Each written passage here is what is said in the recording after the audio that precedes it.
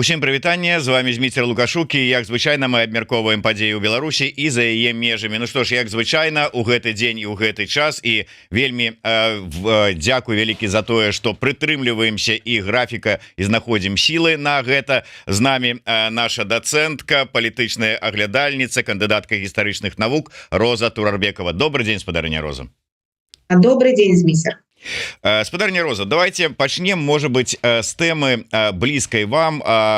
Ну, як паколькі вы ўсё ж таки выкладчыца, шмат гадоў аддалі выкладанню у ВНУ, то хоць вы зараз і не ў ВНУ, але я думаю, гэтая тэма вам блізка. І як вось вы успрымаеце як чалавек, якому гэта тэма ВНУ, студэнты, што адбываецца з нашай адукацыяй блізка, успрынялі вось гэты тур Лукашэнкі па ВНУ і сустрэча са студэнтамі. Вот як вы гэта і тое, што там казалася, вот як бы вы пракаментавалі? Ну, я, честно сказать, эпизодично, как-то там частично знакомилась с тем, о чем он говорил, с самыми такими яркими, если не сказать одиозными, да, вещами. Вот. Понятно, почему сейчас проходят эти визиты. Во-первых, президентская кампания. Я так думаю, что это как раз именно под кампанию. Во-вторых, в общем и целом он всегда в это время посещал хотя бы один из университетов, потому что начинается учебный год, и это такой запускается цикл, как там сказать, не знаю, знаком ли с этим Лукашенко или нет, но университеты являются одними из самых устойчивых институтов в истории человечества на самом деле. Вот. И в этом отношении, конечно, я думаю, они вот те выводы, которые они делали для себя после 2020 года, что они, как говорит, там упустили молодежь, вот это компенсация, да, и вернее, скажем, работа над ошибками. Но их работа над ошибками носит такой достаточно, как бы это сказать, вульгарный характер. Они в силу своего разумения только как бы работают над этим делом. Он пытается демонстрировать понимание ситуации, в том числе связанной там с развитием технологий укладов, вот, каких-то там укладов, все в соответствии, как всегда, с московскими учебниками, потому что все эти уклады, это само понятие даже уклад оттуда. Вот. Но я надеюсь, что все-таки белорусская молодежь, она не до такой степени дремучая, чтобы воспринимать слова Лукашенко как откровение или как что-то там прогрессивное. Потому что, конечно, его демонстрация отношений к современным и технологиям, и возможностям, как это сказать, говорит само за себя. Он достаточно неуклюже это формулирует, и, как правило, в таком ретроградном, я бы сказала, направлении, в ретроградном ключе.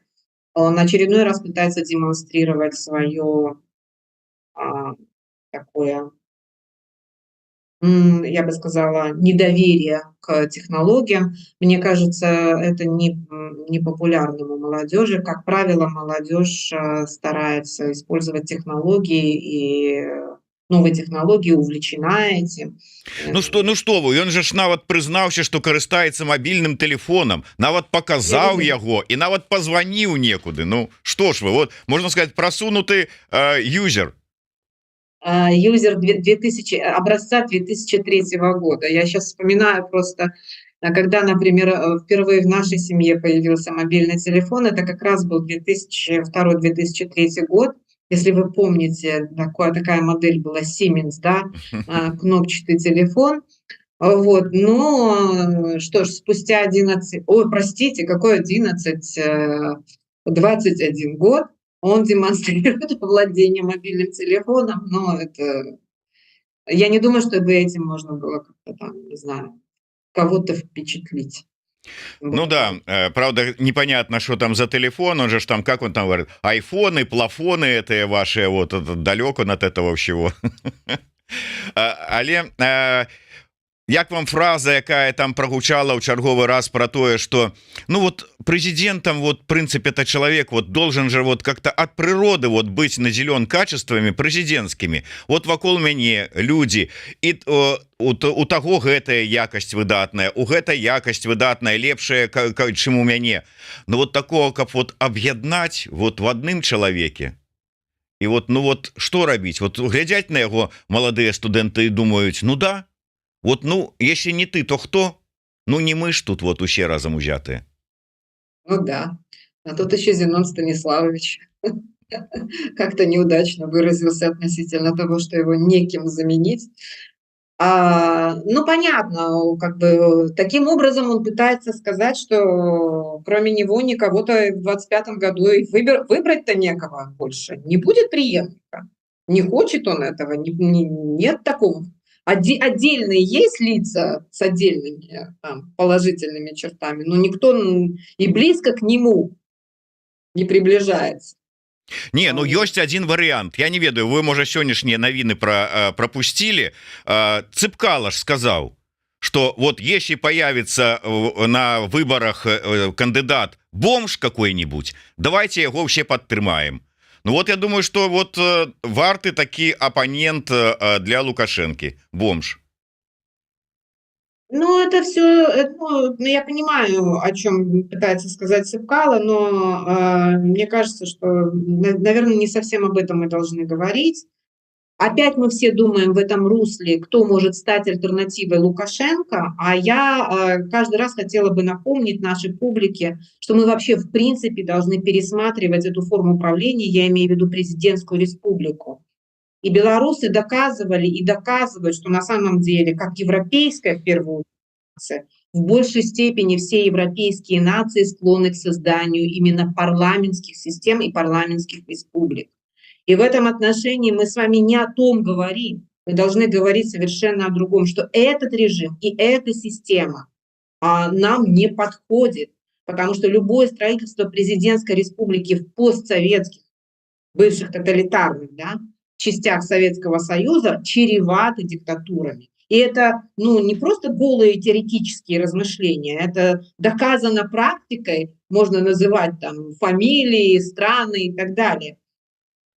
Сильна демократическими институтами только та страна, где парламентские институты, институт репрезентации интересов различных групп общества становится основным политическим институтом. И в этом отношении Украина как раз продемонстрировала свое отличие. И я считаю, что заслуга как раз именно заключается украинского общества и политического, в первую очередь, сообщества, как раз именно в этом.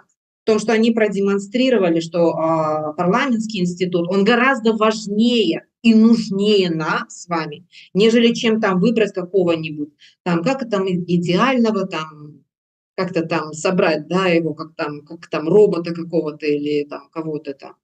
Нам надо вообще, в принципе, уходить от этих рассказов. Вот этот нарратив, он нас ведет в тупик опять. Где мы найдем ему на замену?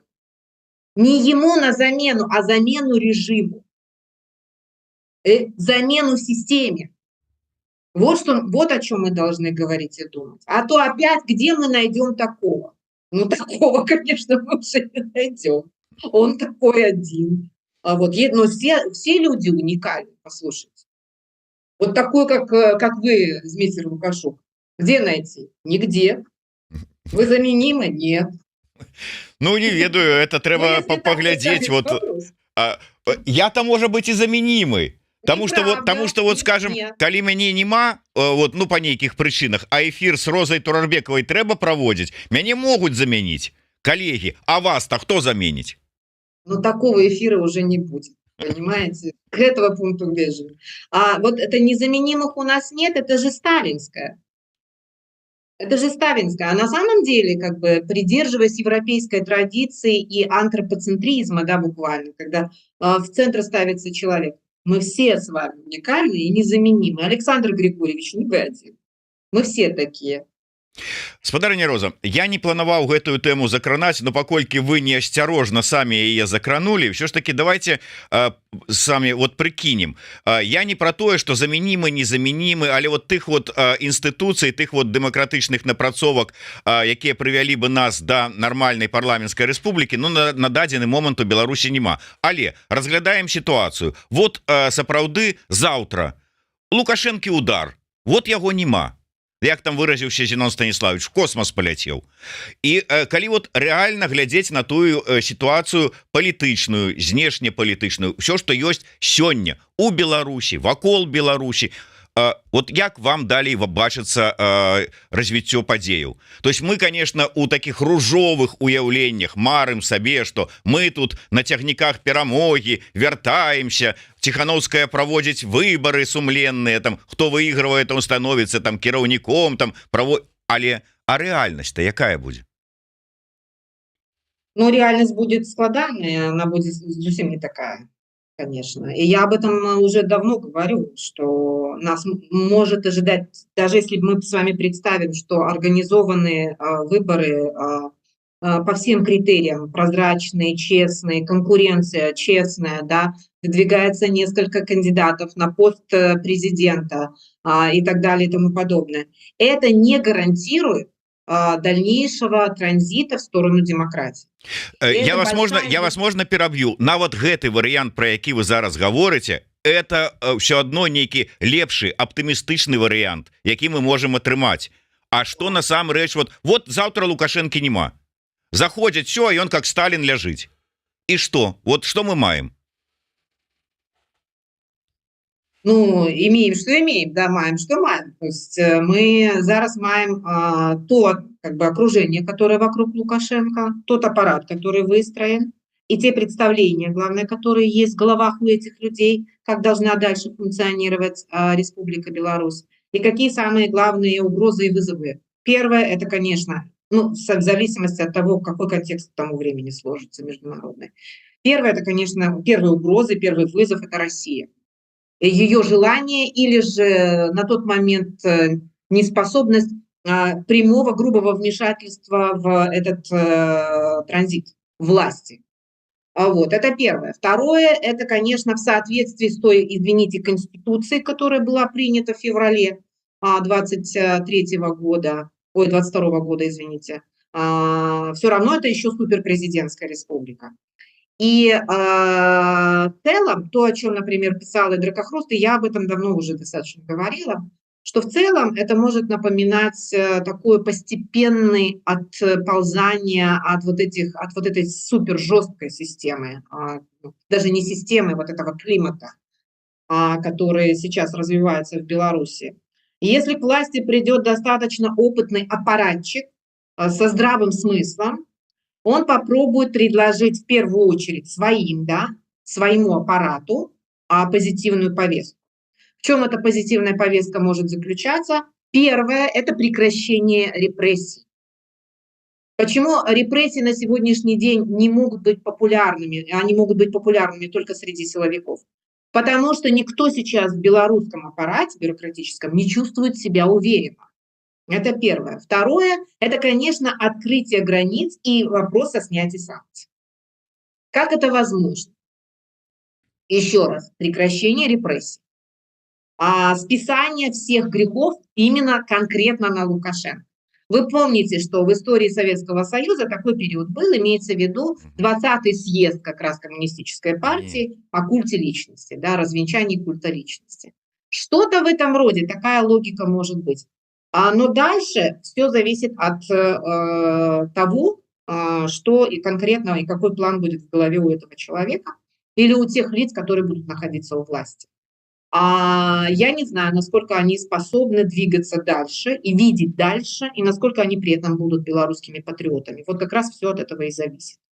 Вот, поэтому вот этот вот период, буквально, да, после ухода Лукашенко, и там ближайшие несколько, там, 5-7 лет, они будут определяющими. Кстати говоря, Змитер, я недавно прочитала, или вернее продолжаю дальше перечитывать одну книгу, посвященную как раз теоретическую транзиту или там, скажем, когда-то была такая даже дисциплина транзитология, никто из ученых не брался говорить хоть о каких-то закономерностях или о каких-то там, я не знаю, прогнозах, вот как раз именно в этот период. Самый важный, самый решающий период, именно этот период является самым непредсказуемым. Поэтому в этой связи я даже не могу опираться, я могу сидеть фантазировать, но я могу сказать, что с академической точки зрения никто вам сейчас не ответит на этот вопрос. Мы с вами можем проводить аналогии, сравнительный анализ, фантазировать, там, я не знаю, планировать, но это все будет не научный ответ.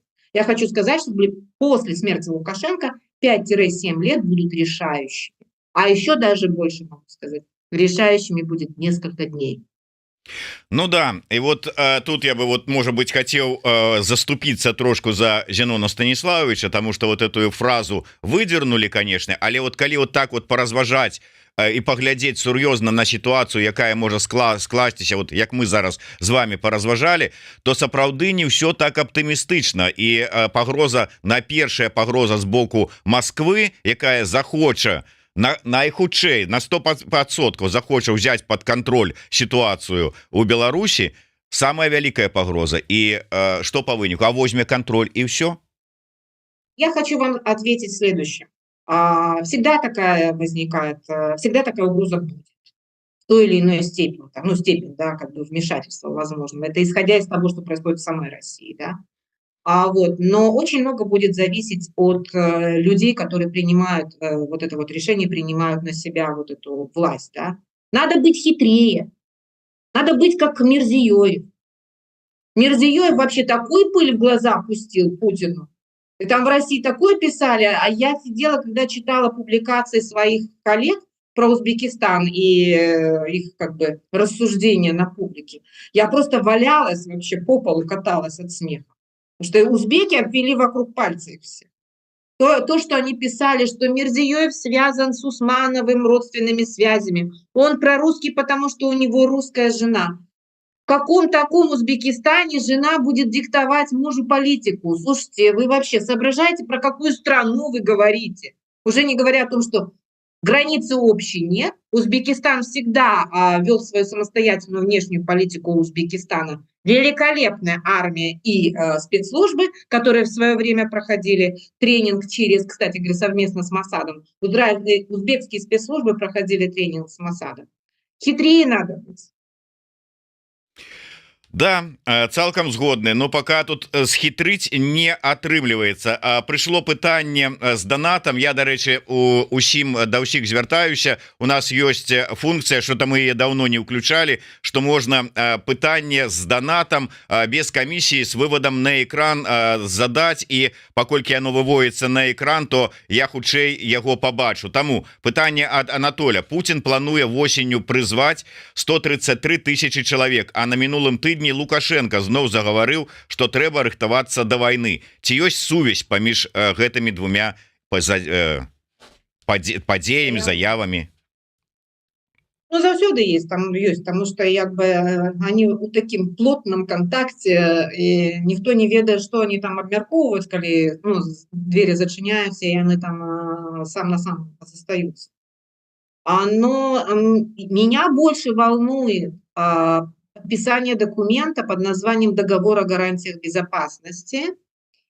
И некоторые эксперты в сфере безопасности говорили о том, что, скорее всего, этот договор будет подписан в декабре.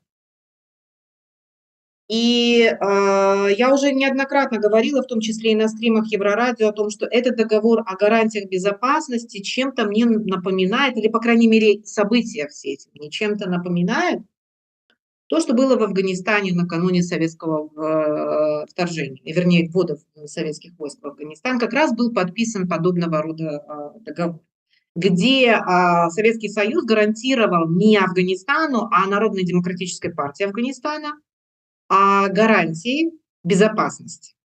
И в случае угрозы безопасности, государственному суверенитету и территориальной целостности военной помощи.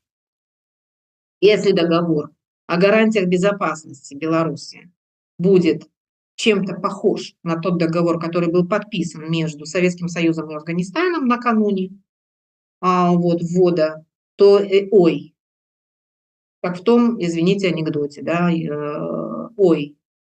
Это первое. Второе, не даром этот договор планируется подписать перед выборами. Я так понимаю, Москва будет максимально оказывать давление на Лукашенко именно в связи с подписанием этого договора. А этот договор, если, опять я его текст не видела, опять, значит, я тут фантазирую, этот договор, скорее всего, и есть тот самый договор, который обеспечит вмешательство Москвы на период транзита. Вот так примерно.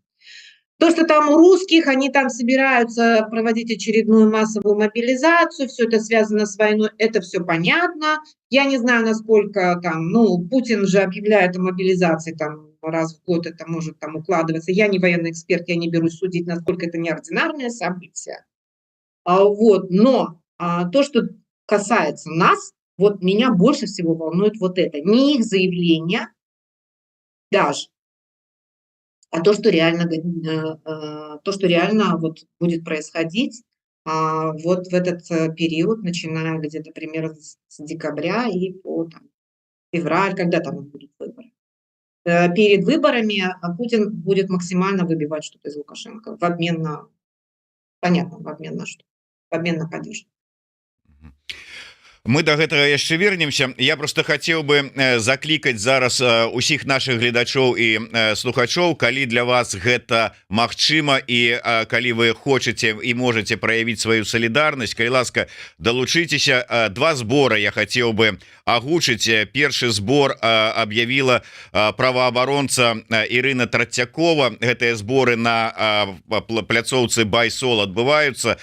Ірына Трацякова, праваабаронца, фактычна ўсё жыццё прысвяціла вось менавіта абароне беларусаў, а зараз ёй самой, дакладней яе маці, тому что пасля яе выезда з краіны домой пачалі прыходзіць з ператрусамі, на бацькоў пачалі ціснуць, і вельмі дрэнны стан здароўя у маці Ірыны Трацяковай. І таму, калі ласка, калі у вас ёсць магчымасць, у нас тут замацавана у каментатарскай спасылачка на збор на Байсоле. Калі ёсць магчымасць, пачытайце, зайдзіце, калі ёсць жаданне і ну, гэта бяспечна вам, падтрымайце, калі ласка. Ну і яшчэ раз заклікаю падтрымаць нашага калегу Андрэя Мялешку, якога разам з дачкой не пусцілі у Грузію. Ён быў вымушаны прыляцець у Польшу, дзе зараз спрабуе наноў разам з дачкой, другая палова яго сям'і застаецца ў Грузіі, распачаць жыццё. Можете альбо падтрымаць збор, таксама ёсць на Байсоле, альбо набыць вось такую цішотку. Андрей займаецца таким вот, ну, не вытворчасцю, а распаўсюдам такой сімволікі. Гэта цішотка, дарэчы, гэта не прынт, гэта вышыўка.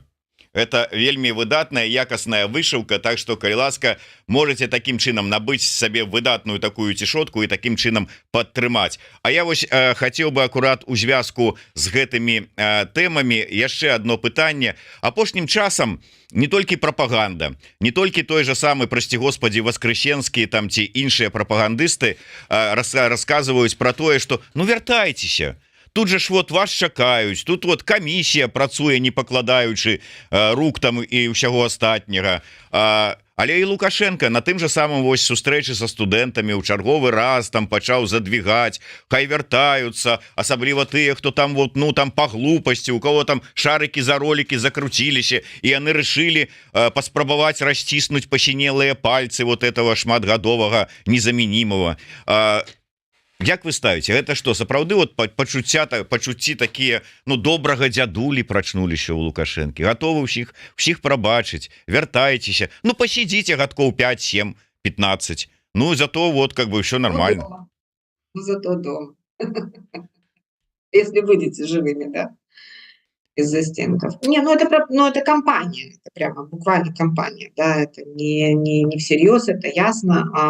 Я уже писала об этом, вот про все эти речи относительно, но это скорее относительно не тех, кто уехал, а относительно попытки установить диалог с Европой. Если вы хотите чего-то добиться от противоположной стороны, это и то, что я читала на лекции по теории ведения переговоров, да. Если вы хотите добиться чего-то от противоположной стороны, если вы хотите урегулировать конфликт, ваши действия должны носить непротиворечивый характер. Если вы делаете шаг навстречу, вы не можете сделать шаг назад, потому что это будет расценено как хитрость и коварство. А если вы намерены идти на диалог с целью урегулирования конфликта, вам надо быть очень последовательными в своих заявлениях, в своих поступках и демонстрировать неагрессивное поведение. 3 основных позиции надо выполнять. Из всего из того, что я сейчас вижу, я не вижу последовательности. Я вижу отдельные какие-то вспышки, пропагандистскую информационную кампанию относительно того, что возвращайтесь, давайте начнем диалог, помогите нам снять санкции. Но все остальное противоречит этому. Но это напоминает как раз именно то, что произошло в реакции литовского МИДа на призывы Рыженкова, да. Если он делает заявление, а заявление это ничем не подкрепляется по закрытым каналам, и МЗС Литвы, да, разводит руками, что по дипломатическим каналам у нас ничего нету, а все-таки дипломатический канал существует, еще работает, периодически там вызывают в МИД. Если ничего не отбывается, то как? Это основные базовые правила дипломатических переговоров. Если вы не в состоянии их организовать, я не думаю, что Рыженков не понимает, что он делает. Он прекрасно понимает, что он делает. Он же все-таки действующий дипломат, был кадровым дипломатом, по крайней мере.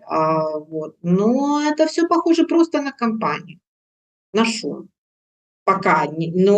Отпускание политзаключенных, но параллельно продолжение линий на репрессии и игнорирование призывов, собственно, допустить, по крайней мере, к политзаключенным врачей, снять этот режим инкоммуникада, это все свидетельствует о том, что все это пока не всерьез, наверное.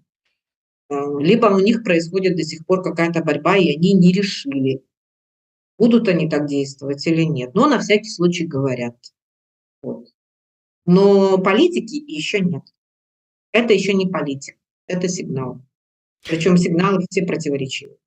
Ўсё ж таки калі сігнал, то як і каму вот вы так коротко написали про вось гэтыя сігналы, которые нейкія недасігналы. Вот калі з гэтага пункту гледжання падыходзіць, там же ж не дурныя люди ўсё ж таки сядзяць, яны что не разумеюць, что вот это сапраўды недасігналы, навошта іх падаваць, каму яны, что для чаго, якая мэта гэтых дзеянняў?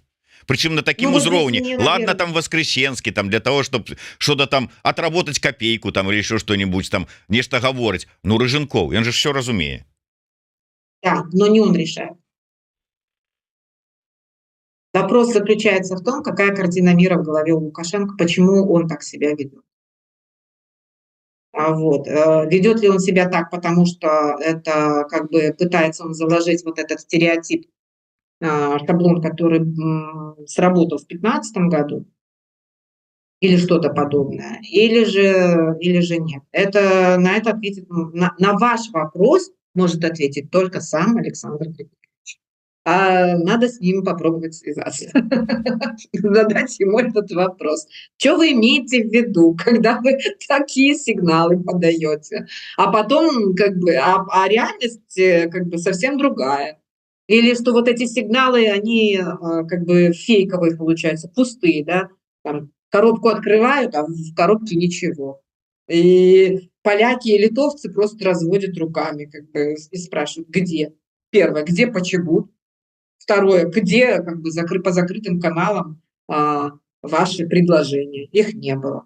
Или это рассчитано на более дальний адрес, я не знаю, в Берлине, в Брюсселе. Но те, что тоже не дураки, они же тоже могут позвонить там Ландсбергису, например, или же это самое, или Туску и спросить: "Ну, там что, правда Лукашенко с вами связывался?" Нет, не связывался.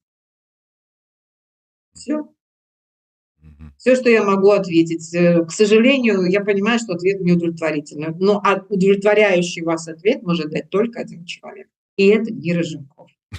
Да, ну вот ведаеце, вот так сказать, свяжитесь, связаться с Лукашенко, ведаеце, колькі в 94-м годзе связаліся, до этого часу отвязаться не можем. Вот в том-то все и дело. С коммуникацией у него, конечно, он выбирает, не его выбирают. Ну, плохо, плохо, конечно. К сожалению, мы не имеем картины, что происходит, и они как бы нас все больше и больше своими этими сигналами запутывают. И я думаю, что они считают, что они такие прямо хитрые,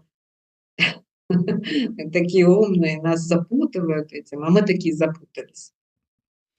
Але ж глядзіце, гульня гэта незразумелая працягваецца. Спачатку Маркаў закінуў ідэю, а вот там же ж это вот збеглые давяраюць Протасевичу. Ну доверяем же, конечно. Вот я вижу у вас по вачах, что доверяете. Вот кому-то другому может не, а Протасевичу точно. Вот давай ты медиатором побудешь вот у этой у этих нейкіх там спробах размовы, там перамоваў і гэта ўсё.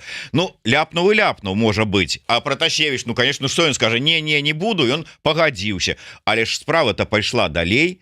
Нават Собчак вызвали у Мінск, каб яна з Протасевичем записала інтэрв'ю. Ну вот что Собчак, вот этот Протасевич цікавы, что яна вот стояла ў чарзе да інтэрв'ю з ім записать. Не, працуюць как бы на раскрутку. То есть якая мэта раскрутки канчатковая? Просто погуляться? Ну Собчак же ж не дешево каштуе. Ну, вы знаете, я как раз вчера или позавчера писала аналитическую работу, и снова вот тот самый кейс Романа Протасевича, и я начинаю как бы понимать, что так как кейс Протасевича служил триггером для принятия санкций, как вы помните, да, уже более серьезных, то сейчас через демонстрацию того, что с Романом Протасевичем все в порядке, фактически режим пытается сказать, что ваша причина для введения санкций, она была несерьезная. Человек не пострадал, чего вы?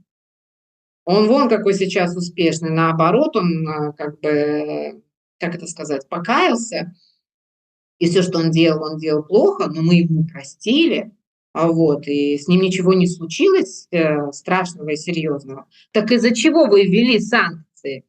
Это что же такой сигнал может быть? Все с человеком, все в порядке. И он как бы, как это, пришел в себя, вот, как-то возвращение блудного сына. Все окей. Почему вы начали? Зачем вам это самое? Откажитесь от этих санкций, которые были приняты вот в этом пакете. Это был, по-моему, 3-й или 4-й пакет Европейского Союза с начала 2020 года, я имею в виду с августа 2020 года. И этот пакет был самым серьезным вот из этих предыдущих, да, пакетов. Вот как раз он касается именно, вы помните, да, воздушного пространства. С Ромой все в порядке, давайте менять.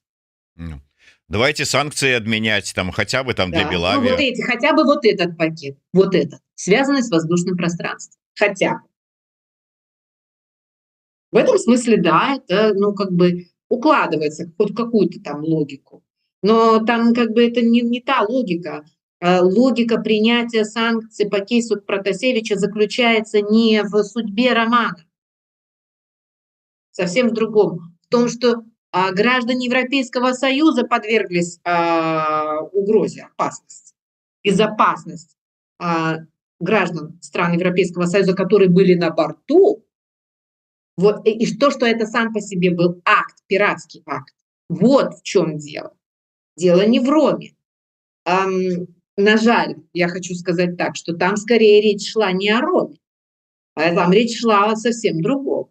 Первое, что это пиратский акт. Второе, что на борту летели члены, извините меня, граждане Европейского Союза, и их жизнь находились в опасности.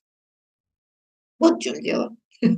Поэтому с юридической, мне кажется, так вот, с юридической, с правовой точки зрения, демонстрация, как это сказать, живого, здорового и довольного Романа Протасевича не является аргументом. Спадарня Роза, а можа быть хвіліначку, ну як мы это любім, канспіралогіі. Ёсць такое выказванне, у кожным жарце ёсць доля праўды. І такі самы сур'ёзны тэлеграм-канал Савецкая Беларусія неяк пажартаваў з нагоды таго, што можа быть Протасевича рыхтуюць да ўдзелу у вось зараз прэзідэнцкіх выбарах 25-го года. Пасмяяцца там можна, ну але реально, калі паглядзець, ну хто зараз пасля 20-го года рызыкне і пойдзе спойлером? Хто? Вот как бы, ну выставіць же ж некага трэба, а каго? Гайдукевич і той, я думаю, будзе упірацца ўсімі лапамі сваімі, каб толькі не лезці, бо хватит ужо, ведае, чым это сканчаецца. Кому? Канапацкую вытянуть? Кому скажут, те и будут. К ним придут и скажут. Им тоже отказывать будет сложно. Ну да кого? Молодой, Да. перспективный. Я не исключаю, может быть, это, конечно, как-то там политтехнология будет еще та. Ну, придет с Да. лозунгом «Скончилось время 70-летних правителей». Надо перевернуть страницу. Вот. Перегорнуть сторонку. Вось его будет.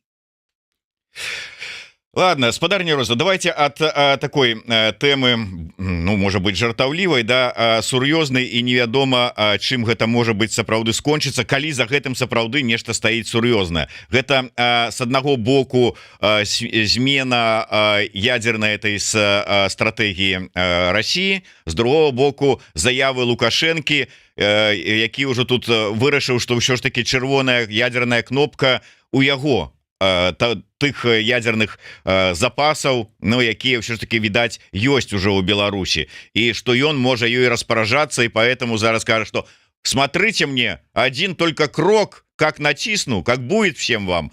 Жарты жартами, але наколькі это все сур'ёзна? Вот как раз в этот договор о гарантиях безопасности может быть включен пункт о возможности использования тактического ядерного оружия в случае угрозы территориальной целостности и независимости Республики Беларусь. И как бы вот о чем может это говорить, что такой пункт вполне возможно может появиться в этом договоре. И это как бы очерчивание красной линии для Запада, как они думают, как бы в степени, как им кажется, вмешательства в решение белорусского вопроса. Это наше не трогается. Вот и все. Вот мне кажется, так, по крайней мере, из того, что я слышу в совокупности, да, плюс там еще, помните, заявление Захаровой было как раз по этому поводу, мне кажется, что они готовят всех к появлению этого текста вет. И это будет очерчивание такое. Я думаю, что вот, ну, как бы это самое реальное. Все остальное это насчет там того, что Путин может применить ядерное оружие там во время войны в Украине или как ответная мера на разрешение ударов в глубине территории России. Да, возможно, да, это, конечно, с этим связано. Но если мы с вами говорим о белорусском контексте, да, то для белорусского контекста, мне кажется, самым важным здесь как раз именно является появление вот этого пункта в этом договоре. Я не исключаю, что этот пункт будет в договоре. И это будет означать очерчивание вот этой линии красной. В белорусские дела не лезть. Что значит не лезть? Они и так, в общем-то, и целом не лезут. Голову Тихановской, что ли, выдать или что? Не лезть, короче. Беларусь – мое, наше сокровище. Вот так. Да, наколькі ўсё ж таки рэакцыя захада, вот вы сачылі, не сачылі, як вось на гэтую смену, можа быть, там новыя пагрозы, но ці, скажем так, новыя агучаныя пагрозы, там ці новыя чырвоныя лініі, якія там Крэмль ачэрчвае, наколькі яны прымусілі на захадзе палітыкаў, грамадства насцярожыцца, ці уже так прывыклі к этим пастаянным пагрозам, што не звярнулі ўвагу. Вот якая рэакцыя?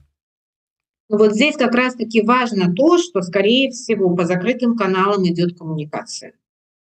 И вот то, что по закрытым каналам происходит, потом мы с вами видим эти там, как это, круги по воде, да. Так вот, под видом этих кругов я увидела лично то, что в конечном итоге пока Зеленский не получил позволения использовать западное оружие для нанесения ударов вглубь территории России. Значит, эффект был от заявления Путина. Но как раз-таки в отличие от коммуникации между Белоруссией и Западом, которой практически почти что нету, коммуникация между Кремлем и Западом есть. И вот мы это видим как раз именно вот по таким признакам. Реакция Запада пока насторожена, они не сильно верят, но она насторожена, я бы так в целом характеризовала. При этом Запад мы все время воспринимаем как единый субъект, это далеко не единый субъект, даже если мы говорим об одной стране. Но проблема заключается в том, что внутри европейских, предположим, стран, да, настроения меняются, и политическая элита вынуждена это учитывать, потому что это демократические страны. И в этой связи можно говорить о том, что почему такая осторожная позиция у Шольца, почему у Европейского Союза тоже так, многие вопросы не решаются так прямо быстро, да, и даже у американцев, потому что там идет внутренний политический процесс, выборы. И вот один из основных пунктов сегодня этой самой гонки предвыборной является как раз именно предоставление помощи Украине. А уж там не говоря о разрешении наносить удары вглубь территории. Поэтому это все так или иначе взаимосвязано. И все зависит от того, какого вы крыла политик. Те, что ближе к правым, но не везде. То есть купленные Кремлем правые, я их вообще не считаю. Я их не считаю никем. Но, к сожалению, они добиваются больших, как вы знаете, успехов. Да? Там результаты выборов в Австрии, например, одно чего стоит. Да? Или же там выборы в Германии на земельном уровне, я имею в виду вот, усиление позиции АфД или этой союза Сары Вагенкнехт, фамилию наконец запомнила, Вагенкнехт. И Запад-то не един в этом, и Путин, он знает это, и его как бы политика была нацелена на раскол, да, и отчасти ему это удается. И вот использовать вот это вот еще и изнутри, да, он это пытается сделать. Вот, например, партия ХДС-ХСС, глава, да, Мерц, который пойдет на выборы теперь, да, который претендует, возглавит список ХДС-ХСС, вот он придерживается жесткой линии предоставления помощи Украине максимально, разрешение на использование оружия максимально и так далее и тому подобное. Что касается всех остальных политиков, там разные как бы, рассуждения на эту тему, потому что они вынуждены реагировать на настроение избирателей. А на настроение избирателей кремлевские вот эти вот фабрики троллей, они очень активно на них воздействовали. Причем я хочу сказать, что длительное время европейские политические элиты в упор не видели эту проблему. Они не могли даже себе представить и вообразить масштаб этой проблемы. Вот теперь они его вообразили, представили на цифрах конкретно. Я не говорю, что они не видели, не знали, не понимали, но, понимаете, пока вы не увидите собственными глазами некоторые вещи, вы, может быть, до конца будете думать, что это невозможно, потому что это невозможно. Это такая защитная просто реакция.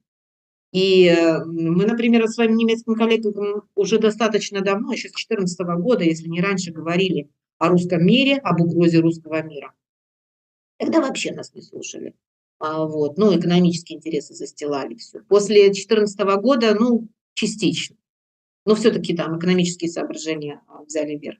После 2022 года не совсем до конца, хоть и прямо в лоб. Я говорю, наверное, нужно, чтобы ракета в Берлин полетела или в Брюссель, чтобы дошло.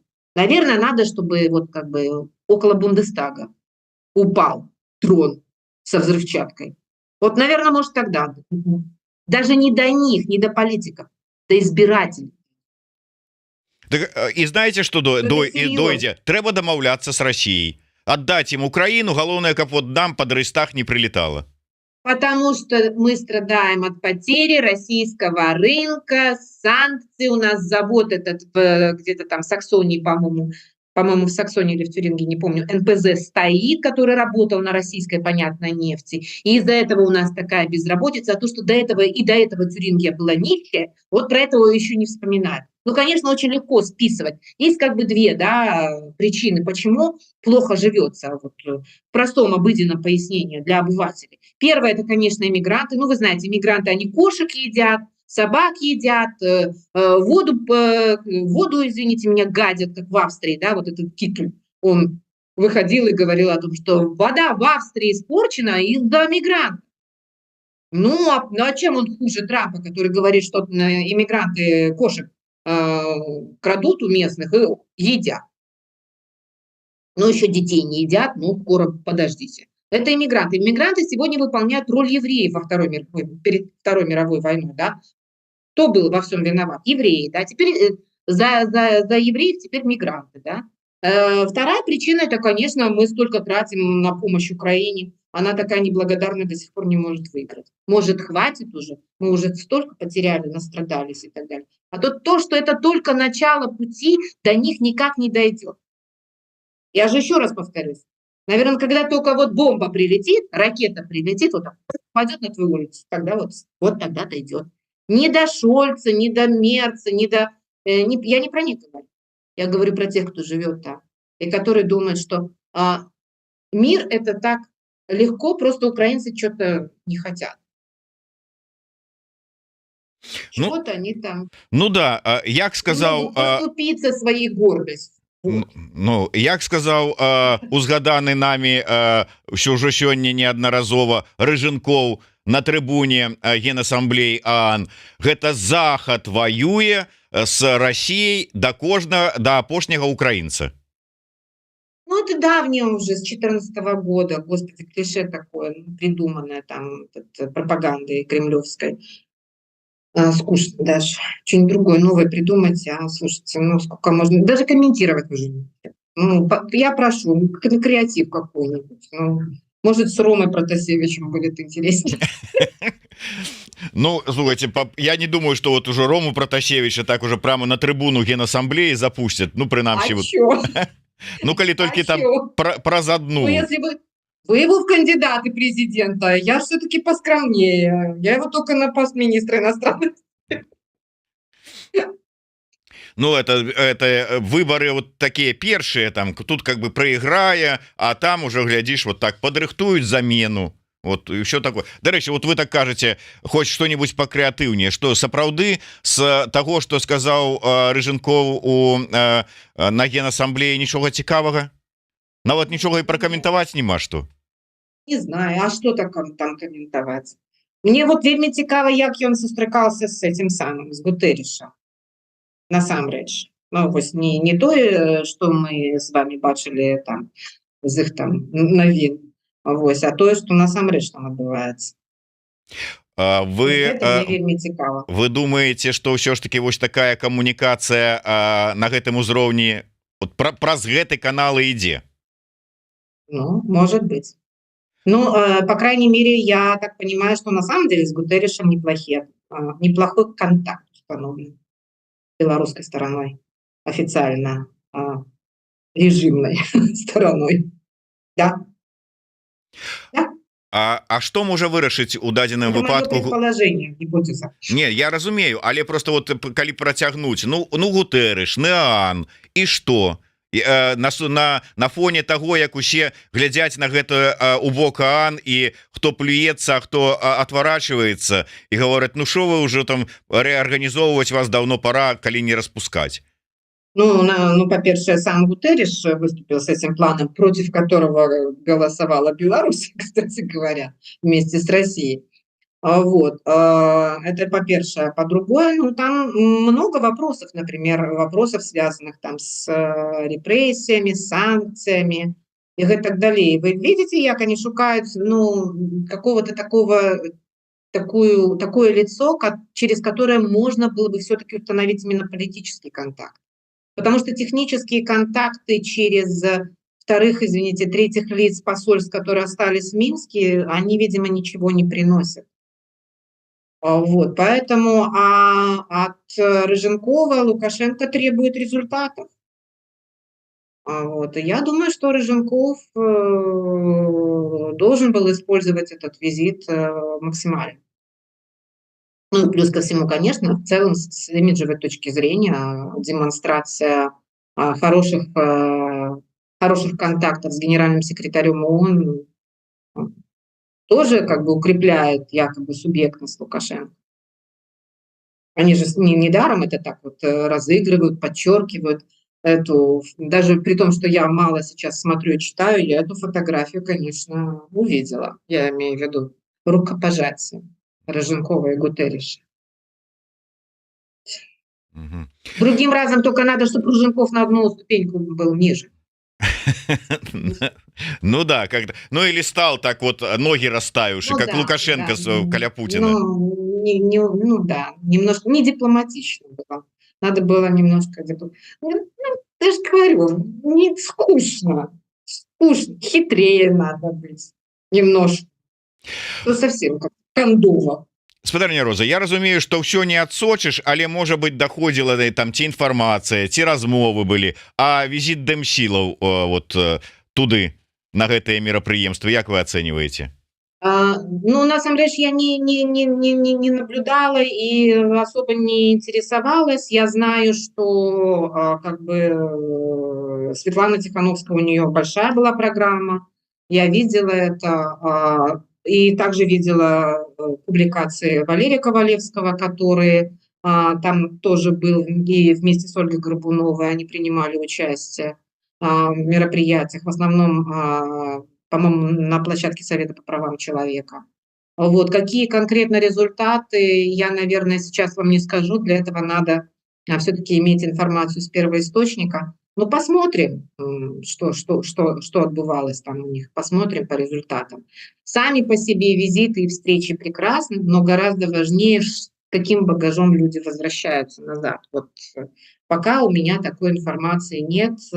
Я думаю, что визиты Тихановской и Ковалевского и Горбуновой, они, конечно, по содержанию, они были на уровень выше, чем то, что было у белорусской делегации. Но, конечно, Рыженкову надо было, естественно, приехать и ручку пожать этому Гутерришу с тем, чтобы перекрыть это впечатление. Ну, немножко перекрыл, да. Ну, Ну і на завяршэнне, ну не магу абысці ўсё ж таки тэму того, што адбываецца на бліжнім усходзе, лёс Хезбаллы. Вот як вы ацэньваеце і як вы ацэньваеце тое, як это можа адбіцца ў тым ліку, можа быць і на тым рэгіёне, і можа і на нашым нават? Ну, про наш это как-то очень опосредованно, еще надо придумать, как. Ну, Вот я уже читал там русские политологи, ну, которые вот как бы нават не хорошие русские, а там вот, ну, такие вот уже там что-то там вот узбудзіліся з гэтай нагоды, рассказывают, что как же ж Россия вот она там и с Ираном связана, а Иран же ж вот Хезбаллу падтрымлівае, а вот зараз вот из-за гэтага там можа быть там у Ливане там іншае там стаўленне будзе, ну, карацей кажа, накруцілі там усяго. Не вельмі там в России спадабалася гэта ситуация с Насралой и усім астатнімі, вот что отбывается с Хезбаллой. Но вот як вы оцениваете? Ну, к России это имеет отношение, но косвенное, конечно, немножко в стороне России в этой истории, потому что Хезбалла, она не была в полной мере, как, например, в отличие от Хамас, в полной мере, как это сказать, в альянсе, да, она была достаточно независимой партией, она и остается организацией. На самой судьбе Хезбаллы это скажется не сильно. Потому что, я еще раз повторюсь, когда я и комментировала все, что связано с Хамас, это исламистская организация, изначально она выстраивалась именно как организация сетевая, где очень сильные локальные ячейки, вот, и очень сильная идеологическая кредо. Когда есть сильная идеологическая кредо, потеря лидера не является катастрофой.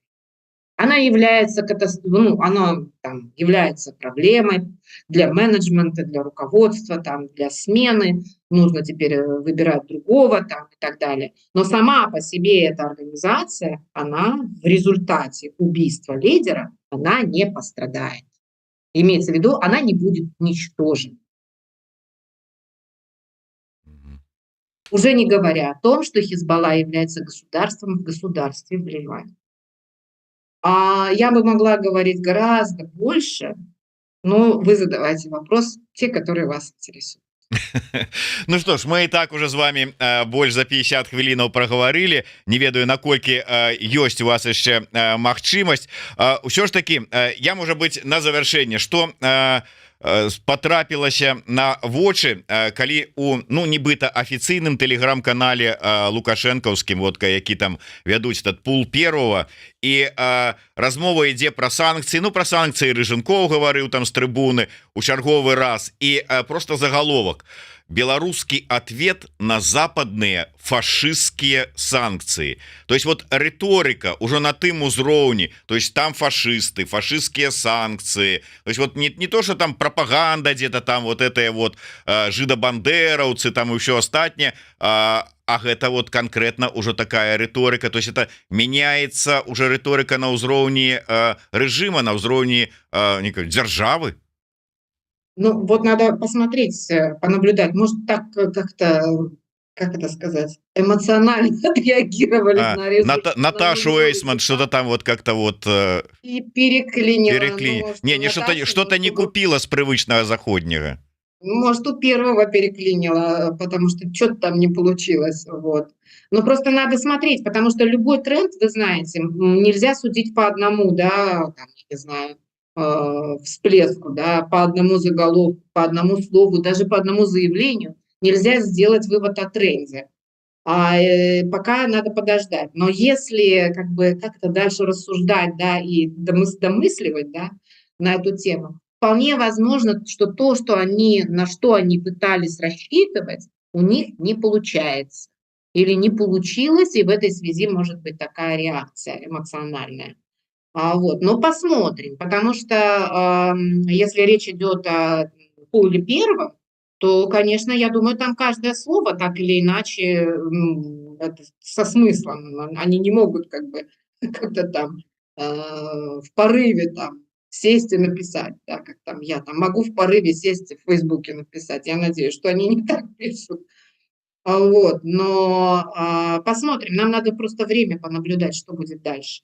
Я думаю, что на самом деле, конечно, им сейчас очень непросто, потому что их шаблонные шаги, они не срабатывают. Возможно, Протасевич – это единственный креатив, который у них появился за последнее время. Больше меня вот лично ничего не трогает, не удивляет и наоборот вызывает раздражение, что надоело это комментировать буквально, потому что это повторяющиеся вещи, не приводящие ни к какому результату в целом. Пустота. Можа, яны вот гэтага і дамагаюцца сваімі дзеяннямі, щоб нават по экспертам нашим уже просто так надакучыла одно и тое ж каментаваць, что типа вот не буду я это комментовать, яны чтобы вот даже вот отсыпались, а мы тут сейчас тишком что-нибудь и провернем. Потому что нет движения никакого. То есть все остается в том состоянии, в котором и было. Политика не меняется. Генеральная линия не меняется. Эти отдельные заявления, эти небольшие группы политзаключенных, которых выпускают, а взамен хватают или там в отношении самих политзаключенных жестокие применяются, пытки буквально там, и состояние непонятное, здоровье, да, инкоммуникадо режим протягивается, да, вот это буквально. Так и нечего обсуждать, ребят. У вас ничего не меняется, не убедительно. Вот что я хочу сказать. Не убеждать, что у вас там что-то меняется. Я в надежде. Я сижу в надежде увидеть тренд новый. Но пока его даже трендом назвать. Ну да, сапраўды вельмі складана нешта разобрацца до того, што ж яны хочуць гэтым чынам паказаць, прадэманстраваць, сказаць, калі адных вызваляюць і хваляцца гэтым, а других на гэтае ж месца садзяць, а потым расказваюць: ну это ж два абсолютно розных працэса, неўзаемазвязаных. Как бы вот мы тут займаемся вызваленнем, цэлуйте вот нас за это и дзякуй, кажыце. Ну хорошо, ладно, окей. А в контакте с западными партнерами что у вас? Почему не захотел уехать сам? Анжелика Борис говорит, что он был согласен. Так вы собираетесь его освобождать или нет? И подо что? Непонятно. Я не знаю, польская сторона утверждает, что коммуникация осуществляется интенсивно. С литовской стороной никакой коммуникации не было. Я не думаю, чтобы Ландсбергис брехал бы на эту тему. Он не тот политик вообще. Он дал абсолютно четко понять. Если вы хотите с нами разговаривать, так скажите, у нас с вами есть контакт, есть возможность через кого передать. Вы же вызываете регулярно к себе в МИД, здание МИДа, наших дипломатов, которые там еще остались в Минске. Литовское посольство все еще работает в Минске. Посла там нет, да.